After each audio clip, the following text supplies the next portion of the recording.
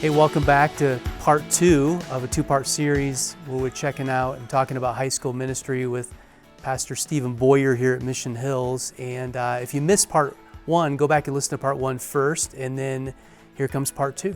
Let's lean in with other youth workers who are in the same boat you are as high school, or if they're probably smaller, medium-sized church, they may have all youth ministry from 6th to 12th grade, or maybe longer. But what are you doing for your own soul? What are you doing to make sure, there's 1,000 things going on from programming, but then you add all these extra things that students are going through. And, as we speak, I know you're going through all those things. So what are you doing to, not have this consume you all the time and stay healthy as a pastor? There are a couple things. I made this shift a couple years ago where I was given bad advice at one point that studying for a sermon is not the same thing as studying for your own personal development, and was told basically, I think I even received a piece of advice at one point, you need to have one Bible for study and one Bible for your own personal quiet time. It needs to be this complete separation. And what I found is some of the most formation personally that actually takes place for me is when I'm getting ready to preach week in, week out. And I think that's actually really good, because if we haven't allowed the text to impact, to shape, to form us, then we're not in a place to preach it to others. And so I've just made that mental shift of not only, hey God, as I'm looking at this, as I'm studying this, as I'm reading through this, as I'm researching this, what do you have for these students in the serve team, but what do you also have for me? So I've tried to make that shift, and that's been really formational. And I've never been great at memorizing scripture, but I've found that through preaching, I've gotten better at it. And just passages that, I've preached a couple times or whatever it might be, that allowing it to actually impact me more deeply than just, hey, I'm studying this to get ready to preach it, has been really helpful. Then another thing I try to do is not in a cold, calloused, robotic way, but I try to kind of flip a switch when I'm at work versus when I'm at home.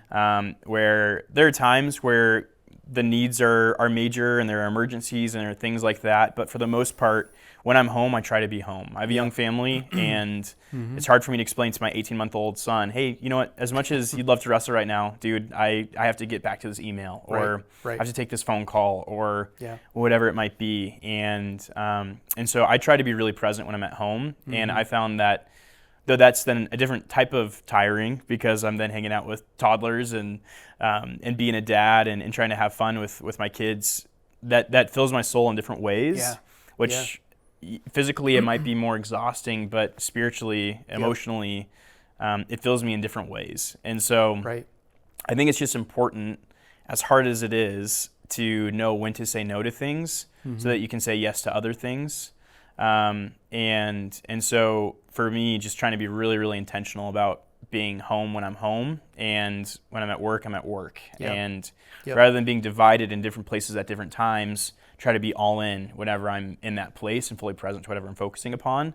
So that's one thing I do. And then in addition to that, it's my own personal hobbies, and trying to be intentional about carving out that time to go to a coffee shop, drink a delicious cup of coffee, and read for an hour or two. Or I enjoy sports, so I try to, within reason, carve out time to be able to watch some Premier League soccer, or watch the college football playoffs or the NFL playoffs or whatever it might be. And so I also try to carve out time for me to do some things that fill my soul. Well, they might be silly and trivial and whatnot, but they do good things for me. And so and I want to emphasize those things. And I found that by doing those things, then it helps me to actually be present and manage some of the stress, where, you get this better than a lot of people, that there are a lot of things that are going on in high school ministry at any given point. When we have 150 to 175 students on a Wednesday night, I never know what crisis, what issue, what behavioral thing is going to pop up on any Wednesday. The questions, the concerns that come from serve team or parents, or the pressures of just the week in and week out rhythms. There's a lot at times. And if you aren't intentional about taking care of yourself, then it directly impacts your longevity and efficacy in ministry, which is it's not good for anyone.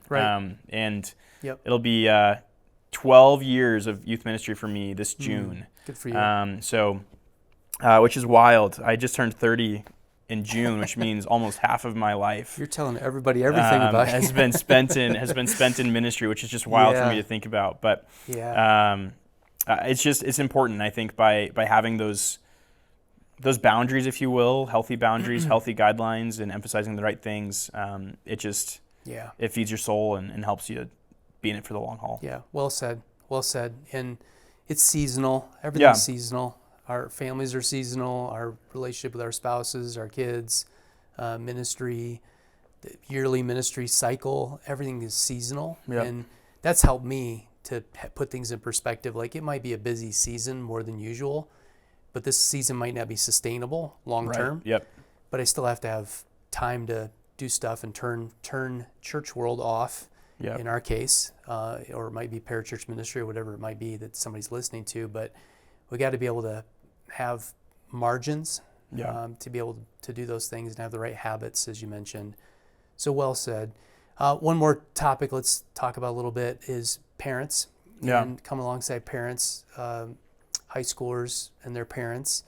And I think it's always been a challenge in student ministry to engage parents, and of course there's a spectrum. There are some that are like all in, and their kid may not want them to be all in on a weekly basis. I don't want them to be my small group leader, but there's other parents and who are not engaged at all.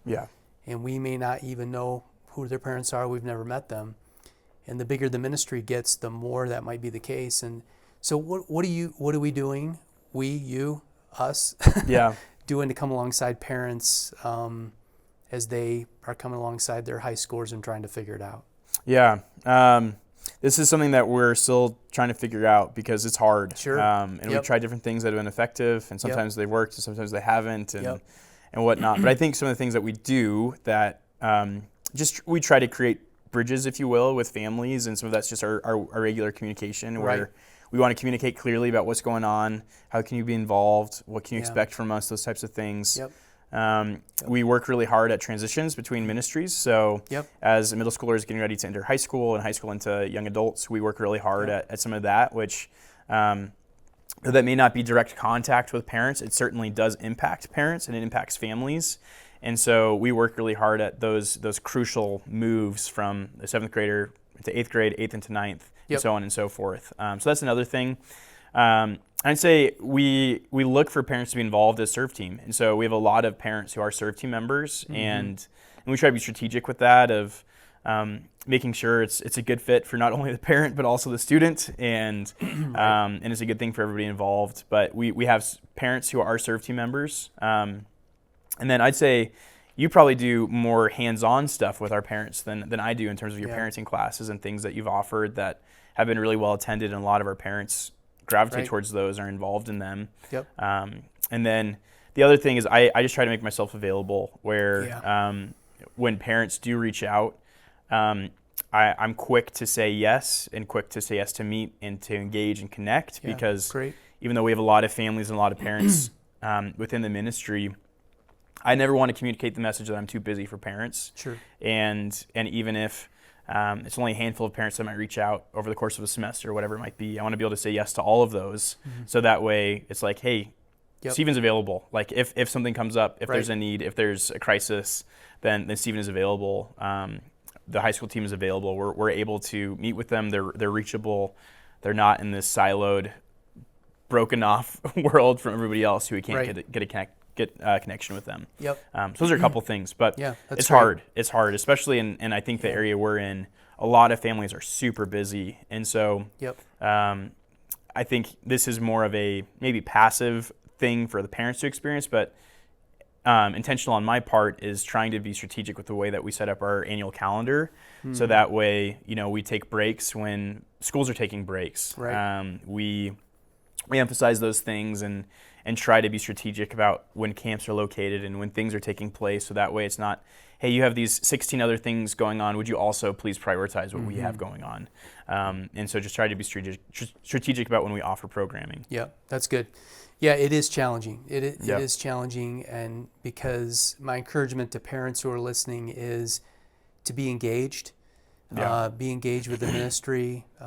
Youth pastors are not scary. Go meet them. get to know the small group leaders. The bigger the church, the bigger the ministry, and the more small group leaders. And your high school student might know your small group leader more than the youth pastor actually. Yep.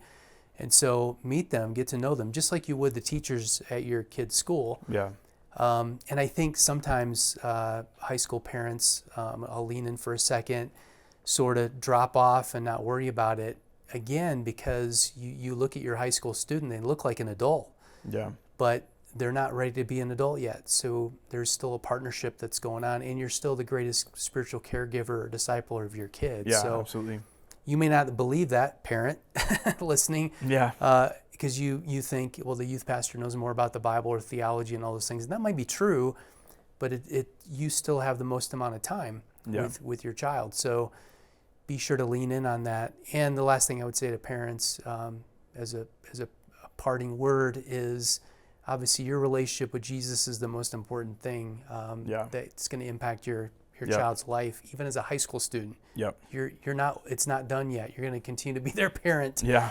Whether they're heading into becoming a young adult, college student, or whatever they're doing after high school. So work on your own personal relationship with Jesus. Absolutely. Around here, we say to become like Jesus, join him on mission. And so as you're doing that, you're modeling to your high schooler the same thing. So when's the last time they caught you praying, or when's the last time they caught you reading your Bible, or when's the last time? Because those have more impact, maybe, I don't want to downplay the youth pastor's job here, than what we're doing on a weekly basis. But we want to partner with you. At least we do at Mission Hills, and I hope that's true of every church and every youth worker that's listening to this podcast. Yeah, I think the hope is we supplement what's going on at home. Yeah. Where we want to come alongside and encourage. Right. But at the end of the day, if Jesus isn't real to the parents in the home, or it's a casual relationship, high school students today are going to see right through that. And they'll start to ask deeper questions, whether they're aware of it or not. Things like, well, mom and dad claim to value this, but when I look at their lives, I don't actually see any difference. Right. That's and right. If that's true of them, what does that mean for me in Jesus? Yep. And so you're absolutely right, Jeff, that the most important thing is for these parents to run hard after Jesus, these coaches, these influential people in the lives of high school students, the next generation, to run hard after Jesus, because I think so much of our discipleship it's taught, but a lot of times it's more often what's caught versus what's taught. Yep. And I think of just like little funny things of when my daughter was 2, she started praying, and she didn't really know what she was doing, but she knew just to bow her head and fold her hands, and she's like, oh, that's what I've seen. Like, that's what you do when you pray. So that's right. She didn't really know what she was doing, but that's what she started doing. And I think a lot of times what takes place at home kind of seeps into these students, and good and bad. That's right. And so run hard after Jesus. That's right. Well, let's end on a high note. What are you most hopeful for in high school ministry or with high schoolers these days? Yeah, great question. There's so many things, but I think one of the things that I'm really hopeful for is the students who are all in. There are a lot of students right now who are on fire for Jesus, and I think because it's not as cultural as it was even 10 years ago, 15 years ago, it's more of a conscious decision for them if they want to follow Jesus or not. Right. And so what that then means is a lot of students who have authentic, real, legitimate love for Jesus, faith in Jesus, passion for Jesus. And that's exciting. That's really exciting. I'm really hopeful for the next generation. And so, I think it's easy I'm a millennial, so it's easy for people to dunk on the next generation of like, oh man, I can't believe what the next generation's doing. But I'm excited. Every generation does. Yeah, exactly. I'm excited for the next generation. Just their creativity, the way that they view things, the way that they approach things, thinking how can they leverage social media and whatnot for the gospel, and the passion is real and it's legitimate. And so what I found, at least in my own job, is I never have to convince students who are in to be more in. It's like they're all in. Right. Yeah. They're all in. And so that's an incredibly encouraging thing. Yeah, absolutely. Yep, I agree.